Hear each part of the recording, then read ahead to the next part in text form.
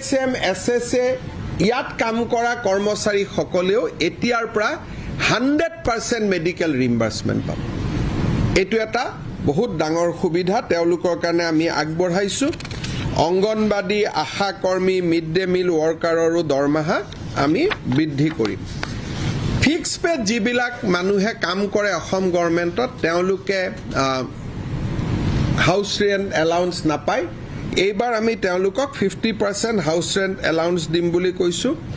আৰু NHM SSA কাম কৰা কৰ্মচাৰী সকলৰো যাতে এটা নিজৰ ঘৰ হয় তেওঁলোকক আমি আপোন ঘৰ আঁচনিৰ সুবিধা তেওঁলোকলৈ সম্প্ৰসাৰণ কৰাৰ কথা আমি চিন্তা কৰিছো আমাৰ যি ইয়াৰ অফ বুকস আছে ইয়াৰ অফ বুকসত আমি এইবাৰ বহুত কেইটা নতুন কথা আগবঢ়াইছো গ্ৰন্থমেলা পাতিলে সহায় 1000 সৃষ্টিশীল লিখকলৈ 25000 টকাৰ সাহায্য আৰু সৰকাৰি কৰ্মচাৰী সকলক গ্ৰন্থমেলাৰ সময়ত আমি দৰমহাৰ লগত 1000 টকা দিম যাতে তেওঁলোকে গ্ৰন্থ কিনিব কিন্তু গ্ৰন্থ কিনাৰ হিচাপখন তেওঁলোকে আহি অফিসত